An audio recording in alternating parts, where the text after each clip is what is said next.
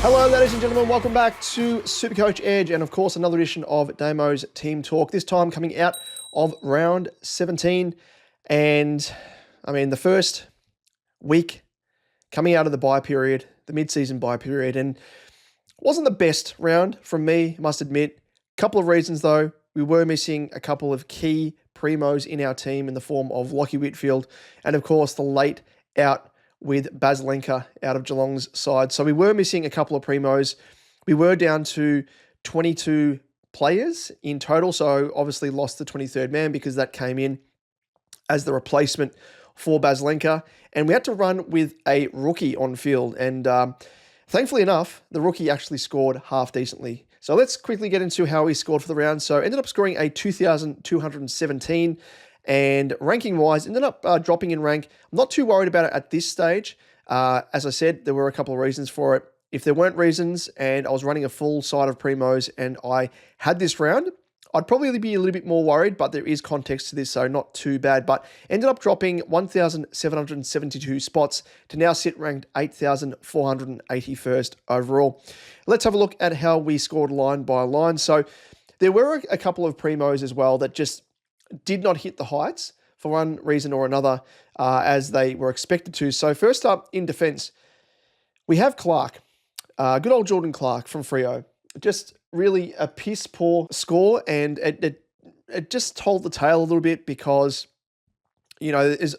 for me, Jordan Clark has been probably one of the more reliable scorers across the journey. And as I click on this now, SuperCoach is not loading, so I'll have to refresh that there to show the breakdown and score if it does show us. There we go. So his previous run of scoring was pretty good. Like past 4 weeks, he scored 143, 96, 119, and 145. And against the Swans, I thought, okay, I think he was projected for around about a ton. I was expecting that at minimum. And as it turned out, scored a 50, which was, I think, his lowest score for the season, which just is really annoying, really, really annoying. But what can you do? He's owned by 14.2% of the competition as well. So not exactly, a pod, but he's not exactly highly owned in respect of his ownership percentage. So we did suffer there because he is kind of, when we're talking about, primos, he's probably on the pod side of the primos, more of the pod category. A little bit annoying there because it does mean that his score impacts us more compared to, say, if it was a Sinclair, Sheasel, or the like. But as we say, it is what it is. Alongside him, Dane Zorko, he turned up on the dot, and for him, I think that's probably a pass mark at this stage. He's been fluctuating a fair bit across the season. This is probably his floor score. It's okay, but, we'll take it. And yeah, he's highly enough owned anyway. Like he's double the ownership of Jordan Clark at 27.2%. So we'll take it. It doesn't hurt as much, but just hopefully he can continue the floor scores that are high enough at the ton mark and we won't complain. But a guy that we will complain about, and someone that, I spoke about as being uber reliable since we've been having him in our team, since we traded him in, Jack Sinclair. He's past 3 weeks, and I have no idea what the issue is with him, but he scored 65, 89, and 72. Prior to that, he scored a 124, 131, 143, 113, and a 109. So his past 3 matches against the Pies, Freo, and Hawthorn, I have absolutely no idea what the go is. 2 of those 3 games as well at Marvel against the Pies and Hawthorn, where he scored a 65 and 72. Optus Stadium, you can probably give him a bit of a stave execution because it is an away venue that he's probably not accustomed to.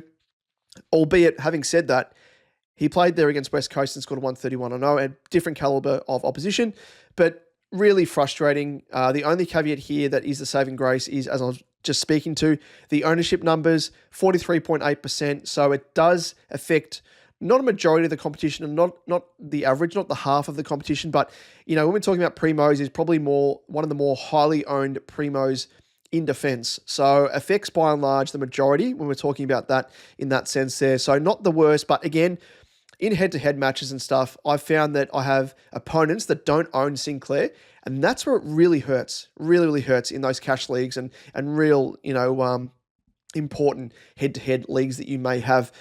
But just hopefully he can turn things around. We're not going to be able to trade him out. He's now actually priced at $497K. So if you don't have him, you're going to get him at an absolute bargain. I got him at 529.3K, and I thought that was a bargain. He crept up to 600K. Now he's already down 103K off the back of that, those heights that he's reached. But it is what it is, really. There's not much we can do at this stage. Harry Sheasel at 94, much like Zorko, probably more so the fact that he is, again, owned by a majority of the competition, 55.7%. It is okay. Whatever he scores, it's affecting a majority of the competition. So scored a 94. We'll take that. Callum Mills, 24.5% ownership. And I talk about ownership now because it becomes a little bit more relevant at this time of year when people are running out of trades and you need to find kind of points of differences between your team and others. This is where the difference in ownership that really comes in handy, whether it be an anti-pod or a pod player. For me, Callum Mills has been a bit of a roller coaster, albeit not too bad. He scored 107 against Freo on the weekend. And prior to that, 56, 121, 107 and a 69. So by and large, 3 of those 5 scores in total have been actually passable. So we will definitely give that a pass mark. Tom McCarthy, 82. He's been on field since we've had him in our team. And he scored an 82 on the weekend. Went up 113.6K, which is hilarious to see that number in green alongside his name. But, he's not really relevant. We don't want to trade him out at this stage. He's a pretty reliable scorer. He has a plum role in defence for West Coast, much like Ryan Marich. And he is a very, very good get for all of our sides. So he's going to be, for me, which I'll speak about in a moment when I chat about trades, a very important cog in terms of trying to find little ways around getting the edge against other opposition teams, which I'll get into, as I said, a little bit later. But Lachie Whitfield, I thought he was going to be okay past fit to play after sustaining a concussion the previous round. Of course, he was out during GWS's bye round as well last week and would have, if he was declared fit, been able to play, which I think it was 12 days since his concussion on the dot. So it would have been him having to pass on the day, but they ruled him out quite early anyway before team selections were released. Very annoying because we lost one of our key cogs. He's gone back he's gone back to the really nice role off halfback and scoring quite well. Like he scored a 140 against Brisbane and he scored a 16 against Gold Coast. Now, I mentioned this as well, for those people that don't own Whitfield, I would definitely consider getting him in. I mean, you can opt to wait. If he scores, in terms of his projected scores, if he scores an 84 over the next couple of weeks, he could drop around about 60K and you could get him at an absolute bargain. But otherwise, he is someone I think you want in your team. So I'm spewing that I got him in my team a few weeks ago and been a bit of a roller coaster. 82, 116, 84, 140, and then that 16 would, of course, dropped out of my team, courtesy of the flex taking over that low score. But yeah, to lose him on the week when it was the first week out of the buys, and obviously it's a full team that we need to get scores from. Of course, he didn't come up. But anyway, we had Angus Clark on the bench as well, making some money, which was good to see if we need to use him as a bit of a downgrade option. Ended up rising 11.5K in total and has increased 115.5K, scored that 61 and would have been okay if I needed it, but already had Tom McCarthy stepping in for Lachie Whitfield, and again is why McCarthy is so vital for my team. Moving on to the midfield, and Max Holmes scored a straight 100. So I think he was projected for, it was like a 130 or something ridiculous, and I was expecting a much higher score than what he got because he was facing Richmond. Thought he would have, absolutely pummeled them, albeit if you look at his stats, he got 36 disposals, 7 marks, 1 tackle, 1 free 4, and kicked a goal. I think his disposal efficiency was down, which is kind of against the grain. He is probably one of the more smoothest, silkiest movers and distributor of the footy. So very disappointing there.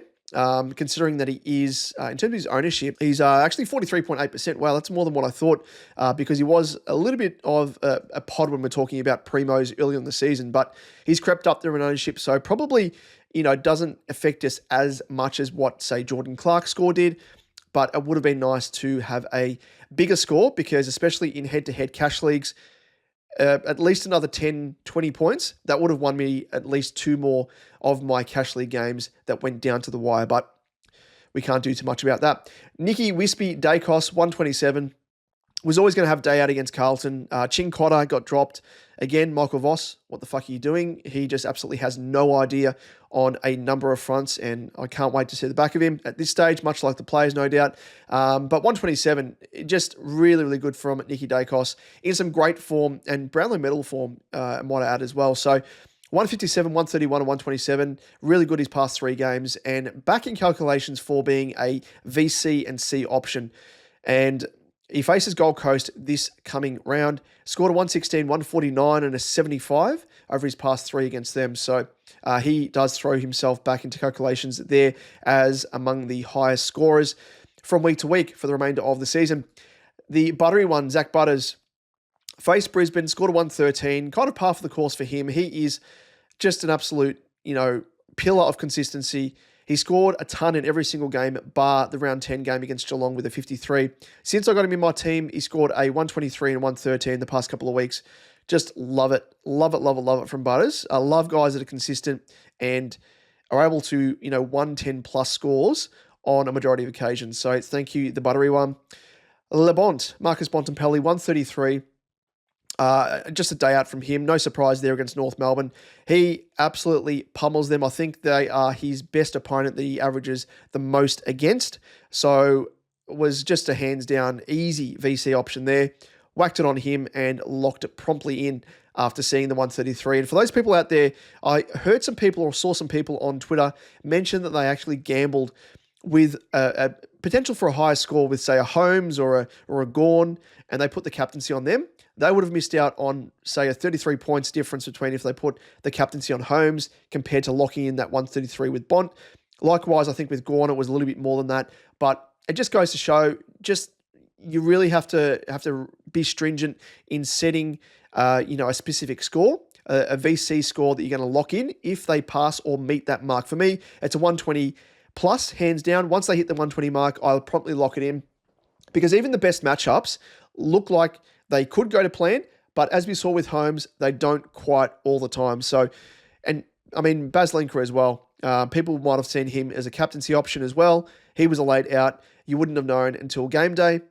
So if you passed up Bont and you had no other captaincy options and you had no loopholes that were already played or whatever of teams that have played, you would have been forced to choose someone else outside of locking in Bontempelli. So, just keep that in mind. I guess with Baz Linker, just speaking to him, the fact that he was out would have provided you that loophole option there anyway. But just keep that in mind and use it as a strategy going forward as well. Unless you need a higher score from a higher captain, particularly in your head-to-head leagues, that probably makes a bit more sense if you need to go a bit of a Hail Mary. If your opponent's gone for, say, Bont as the VC with the 133, if you need to take a bit of a gamble because it looks as though you're going to lose, then that kind of makes sense. But otherwise, by and large, 120 plus for me is what I lock in. Now, Caleb Sarong, he was the second lowest scorer for my team, just looking across the board here. Yes, he was. He was absolutely putrid. And this is one takeaway that I'm really taking into next year and beyond, which I have kind of ignored in the past. When it comes to guys that are a prime candidate for being tagged, I've kind of looked the other way. And Sarong, by and large, has been that tag candidate. Mind you, heading into this season, I thought that Brayshaw was going to attract the tag more so than Sarong. Given the end of the season for Brayshaw in 2024, he absolutely torched it. And I thought he would get more attention compared to Sarong. That was my reasoning behind it. So it did factor in, but probably not as much as what I should have thought about it, because prior to 2024, Sarong was getting more attention anyway as it was.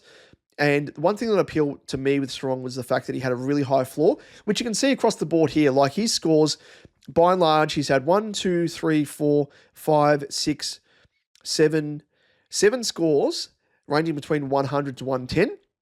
And he's had, a score in 142. He's had a 117, 142 again, a 149. And the lowest scores that he's had have been 99, 80, 97, 84. But on the weekend here against Sydney, scored a 63, got absolutely tagged to the Scheisenhausen by James Jordan, the absolute prick.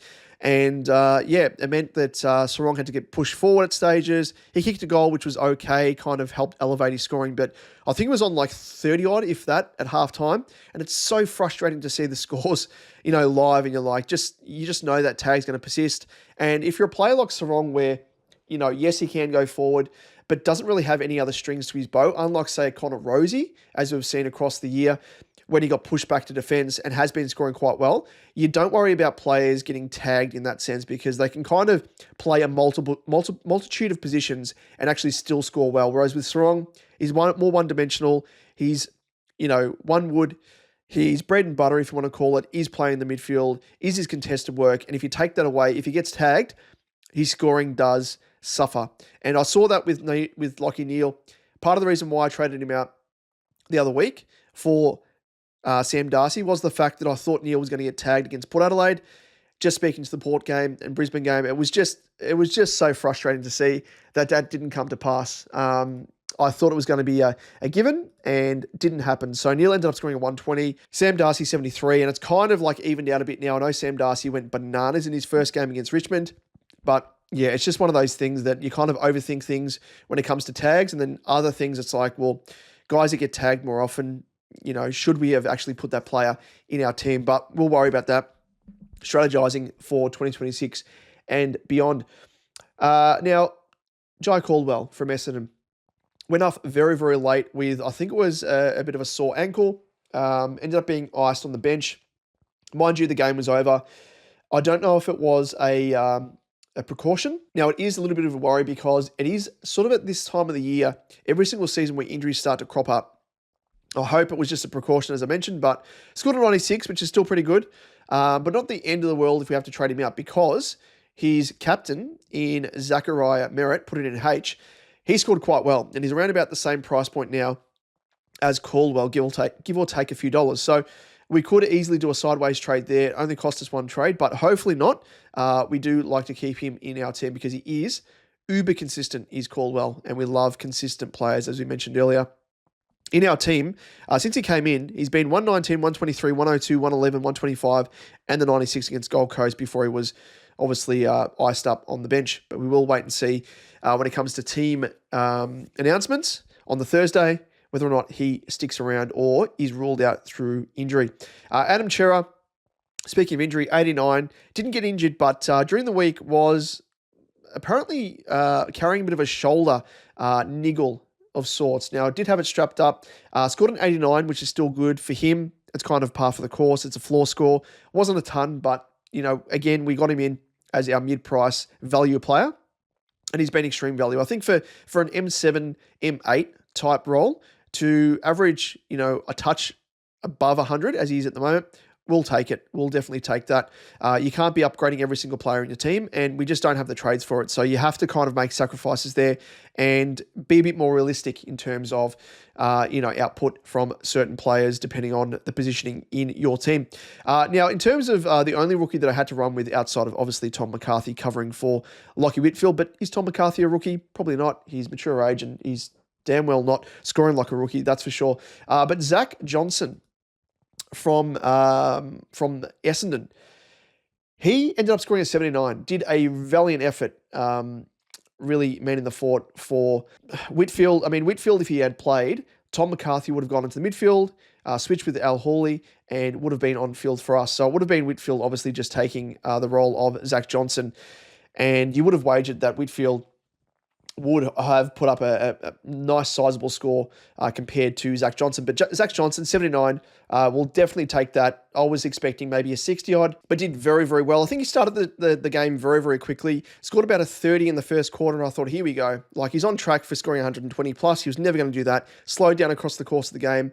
And, 79, we'll take that every single day of the week. So thank you, Zach Johnson, for your contribution there. Now, I did try and do a bit of a shifty here, more so with my head-to-head, and it's kind of the benefit of having some extra rookies on your bench across the board because you can kind of, depending on when they play, you can try and do a bit of a loophole action here, which is what I did with Clay Hall. Had the emergency on him, scored a 61, and I'm like, you know what, I'm going to gamble on that. I reckon that would be among my lowest scores for my team. So that would drop it anyway. This is, of course, before Baz Linker was ruled out. And then I ended up rolling with Zach Johnson, who ended up scoring 18 points more than Hall. Doesn't sound like much, but when it comes to head-to-head league matches and stuff, it can really make the difference. So was happy enough with that. And again, thank you, Zach Johnson. On the bench there, spoke of Clay Hall just there, scored a 61. Sardale Hawley is out injured still, and Boxall didn't play for St Kilda. Moving on to the rucks, and Luke Jackson scored an 80. I'm not, disappointed with the trade-in of Jackson, because since I've traded him in, he scored a 186, 116, and an 80. But I would love to see Sean Darcy just be out of the team. I don't want to wish injury on any player, but if he's to break down, please do so sooner rather than later, because I'd love to see him get back to playing that plum role as the sole ruck when he scored that 186 against Essendon. But he scored 143, 163, 122 as the sole ruck previously as well during the middle of the year. So that would be great, but he's kind of playing a bit of a hybrid role, playing up forward, playing the mid. So not the worst. He's still able to, I guess he's lifted his floor scores, which is really pleasing to see, but we obviously don't get to capture those ceiling scores, given he is kind of playing a bit of time up forward and not just as that extra midfielder in the middle. Tristan Sherry scored a 126. He went off with a little bit of a worry. He copped a knock to his head, and I think it was in a tackle with, might have been Libba. He went down, and I think he landed a little bit awkwardly. And then after that, he copped a glancing sort of, I think it wasn't a direct elbow, but maybe a forearm. And that glance across the top of his head caused a little bit of a stir in the commentary box. I know that the broadcasters lost their shit. North Melbourne medicos on the sidelines were looking, reviewing vision. They kept him on the field for like another 10 minutes, took him off. It was virtually the end of the game anyway. So probably should have scored more than the 126 had he not been taken off. But, we'll take that definitely. And he has, in recent weeks, really reminded us of the fact that we can, depending on matchup, whack the VC or the C on him. Now, he scored quite well against Tim English in the past, so no real surprise that he scored well to the tune of 126 on the weekend. But just, again, have a look at the matchups, and they can really tell the tale as to whether or not a player is worthy of putting the VC or the C on. Harry Boyd for St Kilda at R3. Obviously, he hasn't played since the opening couple of rounds or whatever. But moving on to the forwards, Baslinka, he was late out. Hopefully he comes back in. Jack McRae scored a 116. Now, really, really happy with this bloke. Held him over the course of, the 3 weeks that he was out due to that punctured lung. And since returning, he has scored an 87, 131, 91, and a 116. And I say that's pleasing because of the fact that I ended up trading out Horn Francis, who was also injured at that stage as well. And I kept McRae because I just thought that he had more reliability in his, floor scores and had probably as much reliability for the ceiling scores. And I was just kind of weary about McRae coming back a little bit sooner than Horn Francis. And as it's turned out, it's been a very nice hold with McRae compared to Horn Francis. Didn't score well on the weekend. I spoke about him, I think, last week about potentially targeting him as our last upgrade option to give us 23 primos, if we want to count Tom McCarthy as a primo. But, it does really allow us to do that if we wanted to do it. And Horn Francis did drop more in price point. We'll get into that in a moment. But I just don't see him as a reliable scorer at this stage. Injured his shoulder as well. I think that's still potentially hampering him. He's a very, very nice, points per minute type player, Horn Francis, but yeah, you much prefer McRae, and the fact that, being a forward midfielder as well just does help with the flexibility there. Petrarca scored a 79, not the most reliable scorer since we've had him into our team. He's in 34.4% of teams, so it is what it is. Mind you, McRae is at 41.4%, so his ownership dropped from 73.9, and this was part of the reason that I kept him as well, because I wanted to sort of use him as a bit of a pod in a sense, that a lot of people, almost, 40% of the competition traded him out when he got injured with that punctured lung. And he's since crept up from 35.7% to 41.4%, and really proving to be good value as well for those people that are still in the market for a forward mid DPP player. But Petrarca, he's a forward mid DPP player as well, but just not scoring well enough. Mind you, Melbourne, they play North Melbourne this coming round, which probably would be a nice thing for Petrarca, but he scored a 78 against them back in round 2. And at this stage, I think he's just someone that we're hoping can maintain a high enough floor score to keep us going. He's at 34.4% ownership, and whatever he scores, we'll just write it off virtually, I think, at this stage. He's not the highest ownership to sit back and not worry about, but it could be worse. We'll say that anyway. We just want fit players across the board, knock on wood, from here on out. That's the main thing. Isaac Rankin, now he finally popped off with a ceiling score of a ton or better since round 8. Round 8, he scored a 138. Since then, he scored a 97, 90, 87, 62, 89, 81, 99, and then the 131 against Melbourne on the weekend. Scored 5 goals, 1, and had 16 disposals, 4 marks, 4 tackles, 1 free for, 1 free against. So a really nice game from Rankin, and proving good value as well. If you don't own him, he is priced at 469.6k, and I think he's still in the top 6 scoring forwards, if I'm not mistaken. He's actually the 4th best scoring or averaging forward for the season to date. So really, really good value. Alongside him, Chad Warner, he kind of fits in the same bill as Petrarca. Hasn't turned up since that 126 against Carlton in round 10. Scored an 84, 58, 88, 93, 96, 95. So close enough to a ton, which we'll take in 29.1% of teams. And yeah, he's kind of, I think he's, where is he in terms of forward ranking? Yeah, 21. So not the best. He's actually dropped away a fair bit. Sorry. My mistake. Sorry. He's ranked 7th. I was looking at the, for the round, which I mistook Rankin for. So Rankin is, oh, no way. Rankin's actually the number 1 ranked forward. That can't be right. That can't be right. Is that in terms of average? Let me just have a quick look at this, because surely that can't be right. Surely. Are they doing it by average, or are they doing it by overall score? Well, they're doing it by overall score. So that kind of makes sense there. So Rankin is number 1 based on overall score, which is interesting. But I mean, obviously, Baz Linker, he should have a buy up his sleeve, and he's played 3 less games virtually. So no surprise there. But Rankin, number 1 ranked forward. Whereas with Warner, he is the 7th ranked forward at the moment on overall score. Scored a 95. And Caleb Daniel, 79. So high enough ownership for Caleb Daniel, as we know, 58.3. That's actually dropped over the course of the season. When he started, he was 75.9. Now he's 58.3.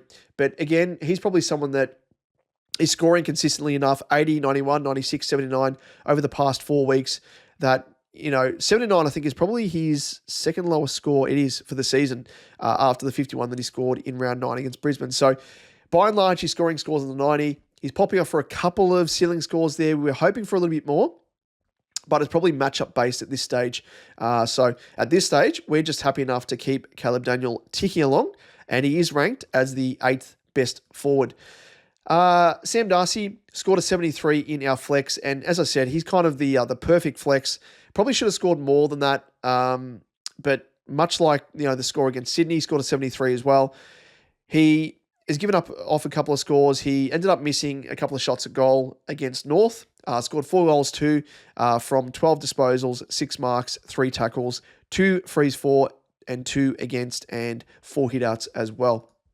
So he's actually his ownership, Sam Darcy. Let me just have a quick look at that. He is owned by 24.4% of the competition. So again, not a massive pod, but also not super highly owned in that context there. But that's it for players on field. On the bench, Campbell Gray, obviously still injured, but his defender forward status, that DPP status, will come in handy. And part of the reason why we've kept him for now, because it helps with flexibility with the flex across the board in terms of shifting guys around our team. So we will chat about that in a short moment when we're chatting about trades. And Cooper Simpson, of course, as well, is still out injured and won't be slated to return until round 20 or round 21. And Campbell Gray actually is slated to return in round 18 or 19, so may even play. So who knows? But that virtually rounds out our team and how things sit. And salary left at the moment, we do have 196.2k. And just a bit of a recap of the trades that I made. Ended up trading Neil to McCarthy and Carroll to Darcy, Sam Darcy, of course, for round 16, of course, and didn't make any trades on the weekend. So that was the first time, I think, across the course of the season, apart from obviously round 1, that we haven't made any trades. Our team value actually still went up by 120k, which is good to see, with our rookies still making cash if we need it. And we've kind of stabilized a little bit here in terms of our ranking. We have dropped around about a K or 2 over the past 3 weeks, but it isn't the be-all and end-all. At this stage, what we're trying to do is maintain our team and hold on to some trades if we do need to use them over the remaining, what's that, 7 rounds of the season. So let's chat about trades now. That is that. And what I ended up doing, obviously, as I mentioned, was no trades, but what I could have done is brought in a Zachariah Merritt. And that would have been possible by trading out a Johnson down to a 99k rookie and upgrading a Clay Hall to a Zachariah Merritt. Now, that would have been the play. That would have been the absolute play. Zach Merritt went bananas on the weekend, and he was slated to get his midfield role back, which I thought, that sounds all well and good, but I don't trust Brad Scott. He's been stuffing him around. He's been playing in defense, pushing forward. And if I did have him in my team, that would have given me, what did he score? 159. So he would have scored an extra, 80 points on the dot more than Zach Johnson on field. So it does hurt me in a fair way. And the fact that Zach Merritt went up 21.1k and this week faces Richmond. Now, I will address him first up because he is an obvious target. He is underpriced to the tune of 88.8k. But having said that, you have a look at his remaining games after Richmond. He faces the Giants, and he could get tagged in that game there, or you'd probably say that he would. Western Bulldogs may have a bit of a run with roll. Sydney, you'd think that James Jordan, who just had a bit of a run on Sarong and did a plum job on him, will go to him there. We have Mark O'Connor, who could go to, and probably I wager that he will go to him and play a bit of a lockdown role there against the Cats. That is Zach Merritt. And then Windhager, he'll face in round 23, St Kilda. And then with Carlton, I don't think they will tag. They might just go head-to-head. They still have George Hewitt, who can play a bit of a defensive role at stoppages. Hasn't really been playing a massive lockdown role. However, if they choose to bring back Chincotta, he will be the man to go to Zach Merritt. So I'm not overly bullish on him. I love to see Zach Merritt. Traditionally, he's one of my favourite players in SuperCoach and generally of any player that doesn't have the navy blue because he's such a joy to watch. He's an incredible gut runner, first, second, third efforts, all that sort of stuff. But for me, I think I'm going to avoid him. A lot of people, I think, will jump on him this week because of the fact that he is facing Richmond, and at the moment, he's actually the 4th most traded in player outside of the rookies in Shanahan, George Stevens, and Oscar Adams. So he's probably the most traded in. Actually, he's the equal most traded in primo, alongside Errol Goulden. Errol Goulden's probably another player that I'd be looking at very, very closely. However, he is priced at 589.8k. I think that is great value, especially considering that he is an Uber pod. He's only owned by 3.3% of teams. Scored a 146 in his second game, 95 in his first game, and then obviously the 122 against Freo on the weekend. And I mean, he faces Windhager first up, and then he faces North Melbourne, the Giants, Essendon, Brisbane, Geelong, West Coast. So a bit of a mixed bag there, not too bad, but I would worry about Bedford potentially tagged there against the Giants around 20. Essendon might get a bit of a run with from Durham. Around 21 from the Dons. Brisbane, maybe a Jared Berry goes to him. Geelong, Mark O'Connor. So, yeah, as I said, a bit of a mixed bag. There are a couple of nice matchups there in West Coast to finish in round 24 and then North Melbourne in round 19. But for me, I think there's a little bit of a risk. I do love Errol as a player as well, much like Merritt, but at a higher price point, I just don't know if I could afford him either. Even though I've got the 196.2k in the bank, I just think I would need to use 2 trades, actually probably 2 trades here to do a downgrade to add some extra funds on top of the money I've got in the bank to afford, virtually a rookie up to Errol Goulden. So what I'm looking at doing is going to the man that I've been eyeing off for a fair while now, and some people jumped on him on the weekend. I wish I had the funds to do it. I actually fell short by around about 2k. Otherwise, I would have done it. I would have gone Zach Johnson down to a 99k rookie and Clay Hall up to Connor Rozee. Now, couldn't do it, as I said, fell short by about 2k. If that happened, if I was able to do it, it would have scored me an extra, 52 points on top of what Johnson scored. So it would have been a nice thing to do, albeit that was still in front of my mind as an option to do in terms of bringing Connor Rozee in for now, heading into round 18. And I was contingent upon Clay Hall making enough bank. Now, he went up 16.5k. Zach Johnson went up 28.1k, which is by far and away enough money that we need to now potentially use Zach Johnson and Clay Hall in a bit of a two-way trade there to bring Connor Rozee in. And likewise as well, Angus Clark. If we want to cut ties with him, we could potentially trade him down to a 99k rookie as well and bring in Connor Rozee. Now, Connor Rozee, the appeal to him is, again, looking at his fixture to round out the season. He's playing off halfback, rotating through the middle as well, and also faces West Coast this coming round. He scored a 114 back in 2024, has yet to play them in 2025, but even prior to that, the previous two games to the 114 that he scored have been 126 and a 153. So really a plum matchup. Scored a 150 to 131 over his past two as well. And the remaining games for him. So faces West Coast round 18, round 19 Hawthorn, Adelaide, then Geelong, then Freo, then Carlton, then the Gold Coast Suns. So he's not really going to get tagged in the midfield. They're playing him off halfback. Are they going to really tag him off halfback? Does Mark O'Connor try and tag him off halfback? I don't think so. With Zach Butters back in the team as well, he is the prime tag candidate. So Connor Rozee from here on out will just get free reign. And as I said, went up 15.9k, and I have enough money, thankfully, to execute these two trades to bring in Connor Rozee, leaving me with two trades in the bank for injury. Now, it isn't the best scenario. I always say 3 to 4 trades at this point of the season is kind of a minimum for me, but I just think what it does allow me to do is an ace up the sleeve. Not just with the flex, but having a roaming player off the bench that I can kind of have a little bit of a, use as an ace up the sleeve. Now, I will explain this a little bit further, but first, let me do these trades here and try and work out which rookie to bring in. So, Clay Hall, even though he's been scoring quite well, he's getting full games now, thankfully. He's made enough bang for us to the tune of, what's he actually gone up with? So, because we were very, very close to trading him a few weeks ago when he was out of West Coast team, came back as the sub and got that rising star as well. And just getting more opportunity, which is good to see. Went up 16.5k in the weekend, ticked over 109.1k. So he has been a successful hold, which is really, really good. And Zach Johnson as well, as I said, he went up 28.1k and has ticked over the 136k mark in profit. So if Clay Hall goes out, who do we bring in?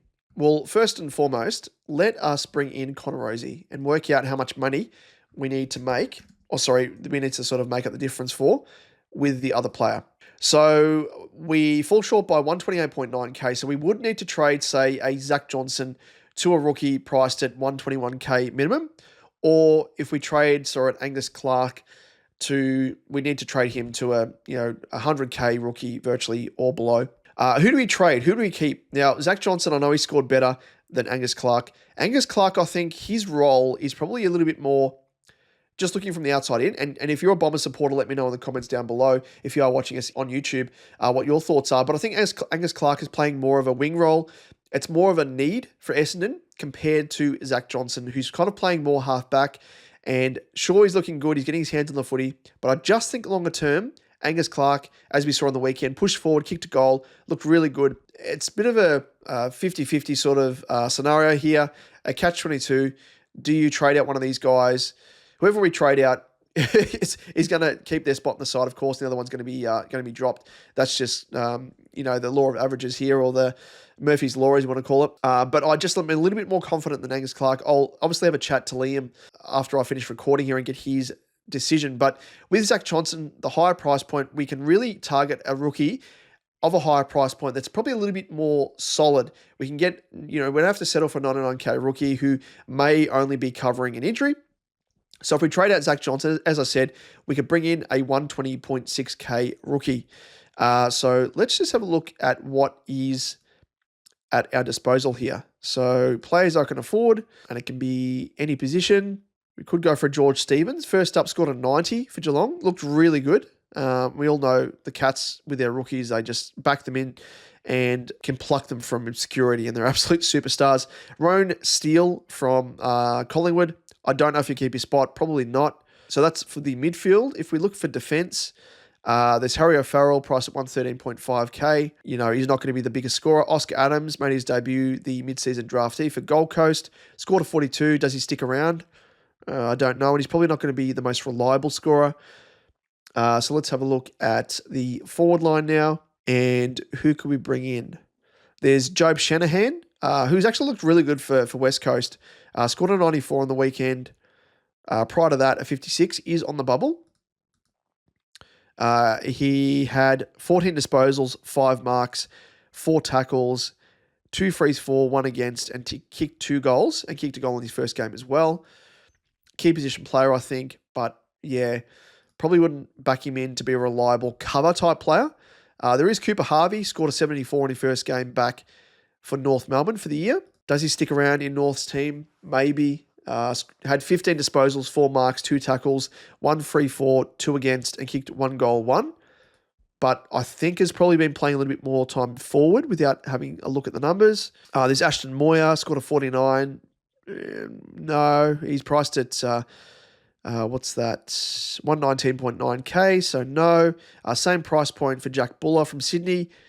Came back and played his first game since obscurity. He scored back-to-back games now, 47 and 20, but yeah, I wouldn't rely upon him.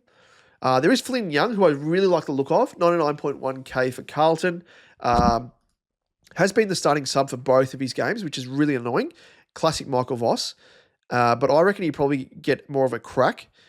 Should stick around in the team. Has looked good. On the weekend was subbed into the game relatively late. Only played 27 minutes and had 6 disposals, 1 mark. So he's probably someone that I'd be looking at that is bottom priced.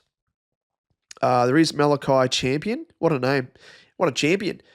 He's a forward only for West Coast. Bottom price, 99.1k. And there's no one else that's made their debut outside of that would be of interest. So for me, I think I might just settle on the Cats Dynamo George Stevens. That would leave me with, believe it or not, $700 in the bank remaining. So virtually to summarize those 2 trades there, it'll be Clay Hall to Connor Rosie, Zach Johnson to George Stevens from the Cats. So let's complete that.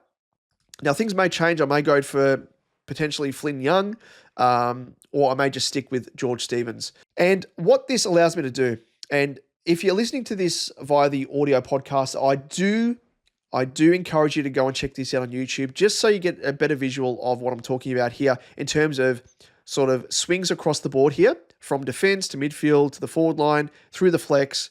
The only, I guess, DPP swing I don't have is in and out of the ruck. That's really the only disconnect that I have. But across my team, I'm looking really, really good. And it really highlights the value of the flex. So at the moment, Connor Rosie is, funnily enough, showing up on my bench. So let's put him on field in the midfield. And what it does give us is George Stevens, who looks to be, hopefully can stick around in Geelong's team if he continues scoring as well and playing as well as he has in his first game, if he can continue that on. But it gives us, I guess, cover off the bench in the form of a rookie in the midfield, which is good to see. In defense, we have Angus Clark, who is playing off the bench for us from Essendon. So that's good coverage there. Midfield, he comes on field as well. And up forward, we have Campbell Gray and Cooper Simpson, who aren't playing. However, having said that, with our DPP, we do have cover across the board here. Now, what I was referring to earlier with regards to Tom McCarthy is he is a key cog for us. He is the ace up our sleeve. Let me explain how. So he is at the moment on the bench in defense. What we can do is, because we've got Angus Clark next to him, depending on who plays first, we can have the emergency on McCarthy. If he scores well, we can potentially make the call to sub off a defender if we wanted to keep Tom McCarthy in defense. However, what we can do is switch Tom McCarthy into the midfield using Al Hawley, who has that mid-defensive DPP swing, and we'll whack the emergency on Angus Clark in defense, and we'll have Tom McCarthy as our emergency in the midfield. Now, I think this is kind of how I want to play him, by and large. The reason being is I want to try and loop players that I'm, based upon matchup. We'll use Caleb Sarong as an example on the weekend. If we had this current setup here, and Caleb Sarong was going to obviously be tagged by James Jordan, what we could do is Tom McCarthy in round 17. West Coast played the third game, played before Caleb Sarong. What we could have done is, played McCarthy there on the bench with the emergency and scored an 82. If I thought Sarong was going to be tagged to the Scheisenhausen, which he was, I could have easily put on Boxshall as our non-playing player and then looped on McCarthy's score. Or alternatively, if we want to have Sarong on field, we can just keep it as is if we think he can score better than the 82. The other way to play things is by what we're seeing here is Sam Darcy. A lot of people jumped on him, and he's currently in our flex. He's our best flex player. He just is, he's built for it. His floor looks to be around about 70 to 80, which is okay, but similar to, a player in the midfield that may be tagged, to that sort of score. So what we could do here is we could potentially have Darcy go into the forwards. Chad Warner will go into the flex for now.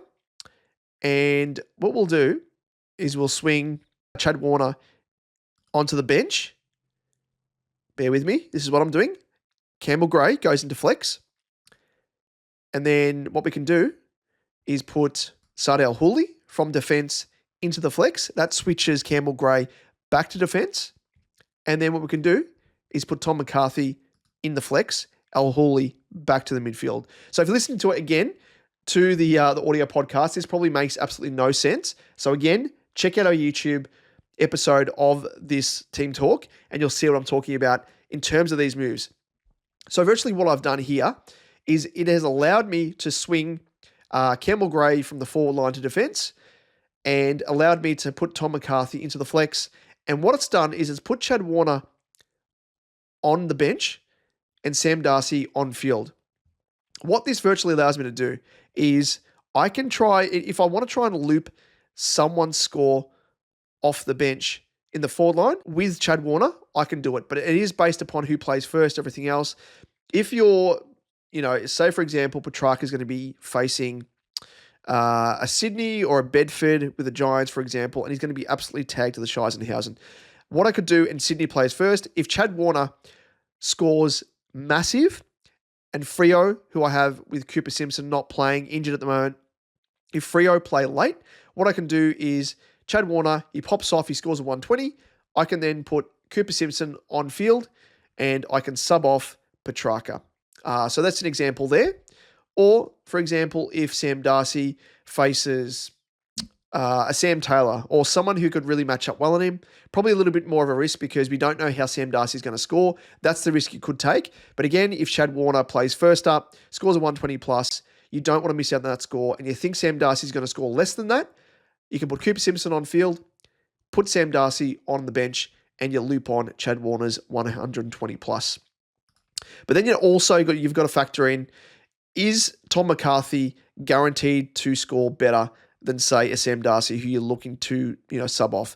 So that becomes a bit of a risk now. But it gives us a little bit of a play in terms of trying to get ahead of the competition. And when we're talking about doing these moves, it's probably less relevant for overall, but more so relevant for your head-to-head league matchup. So if you're playing in cash leagues and you have an opponent who has a Sam Darcy and you maybe want to have a point of difference here, if they don't own a Tom McCarthy or a Chad Warner, for example, it could really give you a little bit of a leg up there. So those are kind of moves that I can make, and it allows me to shift things around whilst not compromising on, coverage off the bench. I've still got Angus Clark providing emergency cover in defense. I've still got George Stevens providing emergency cover off the bench in the midfield. And this is a way that I can provide a little bit of cover, extra cover off the forward line in the bench if I wanted to put Chad Warner or someone else on the bench if they play first up. Or if I'm potentially not, the other way to look at it is you could put a player on the bench that you think may not score well enough if they're playing in the first couple of games for the round. So if Chad Warner's playing first up and he looks as though he's got a pretty tough matchup, I can put him on the bench there. And if he scores shit, well, hey, I can just keep him on the bench there and I can swing things around as I have done here with Sam Darcy coming on field and Tom McCarthy at the flex there and just leave things as that. So there's two ways to play it there, the negative side of things and the positive by having someone on the bench if you wanted to sort of play around with things there. But that's virtually the way things look for my team and strategically what I'm thinking of doing heading into the remainder of the season. As I said, I've got 2 trades up my sleeve. Isn't the best scenario, but they are for sort of a break glass in case of emergency here. what it has allowed me to do, I've got the full 22 primos plus Tom McCarthy in the flex, as well as Angus Clark cover in defense, George Stevens cover in the midfield, and I do have that bit of cover there as well if I wanted to swing things around with Chad Warner or another player off the bench in the forward line. So not the end of the world. And with this, I think it provides, because we do have cover across the board here, that we can take these risks. We don't really want any players to be out longer term, but if there are players out for 1 to 2 weeks, we can get away with it with this structure that we've got here, the multiple DPP swings that we have across the board. And it does come via Campbell Gray, because if we didn't have Campbell Gray in our team, and I know a lot of people traded him out, and rightfully so, when he got injured, looked as though he may have done his ACL in the VFL. His current ownership, well, it was 32.9%. His current ownership is now 17%. So actually a little bit more than what I thought it would be. But I think a lot of people out there would have had this sort of same thinking as me, where you could use him with his DPP to swing things around using the flex and provide your team with ample cover across the board. So that is my team. The way we want to structure things up now heading into round 18, let's have a look at the tough matchups here and see if we can really capitalize on this. Well, first and foremost, let's have a look at the captains and vice captains. So we had Bont. Bont plays Adelaide. Who else is there? Who plays West Coast? Well, Port Adelaide. So probably a Connor Rosie or a Zach Butters. Either of those two guys are ample captaincy options first up. They play the last game of the round. So unless you have a really, really big VC score, I would be confident in putting the captaincy on either of those two guys who, well, it's up to you. I don't think West Coast really tag, so you could go for either Butters or Rosie. So that's probably the main two captaincy options for me. Outside of that, the Cats, they play the Giants. So Bedford, I wouldn't be going for Holmes or Smith, and I don't know who they would try and tag out of those two. Yeah, the VC is a bit harder. Cherry faces Gorn. Jackson faces, well, Meek if he's in the ruck. Not a massive edge there. Do we go for, like, could Bont be that player? I mean, there's Nick Dacos as well, obviously back in form. Yeah, previous three that Bond's played against the Crows, he scored 119, 112, and 88. Now, there is, of course, Nick Dacos faces the Suns. Previous three against them, 116, 149, and 79. So a bit of a mixed bag, but faces them as well at People First Stadium. It's the most ridiculously named stadium of all time. But anyway, he could be an option, plays the second game. So he's probably, for me, probably someone I'll put the VC on first up. And then, yeah, it'll be into either Butters or Rosie with the captaincy for me. Are there any guys in terms of matchups that we could try and exploit that we maybe aren't confident in scoring? Well, Brisbane plays Carlton in the first game. Do we potentially put Tom McCarthy on the bench in defence? And if Zorko scores shit, then we can put McCarthy on field? Maybe. There is Sarong. So Sarong plays Hawthorn. Does he get tagged? He's probably the main one I'm worried about. Scored a 99, 140, and a 105. Hasn't played them yet this season. He's probably the one at the moment that I'm a little bit worried about. So, yeah, I might do that. Tom McCarthy with the emergency at the moment in the midfield, and then I would swing Sarong into his place, put Tom McCarthy on field. Sarong would be the one with the emergency, plays the last Saturday game. The loophole player is probably going to be Boxshall if he doesn't get selected, which he probably won't. Plays on the Sunday. And then obviously McCarthy plays the last game. So I might potentially do that. I could also do it with Chera, potentially against Brisbane. Last three games against them, bit of a mixed bag, 92, 132, and 90.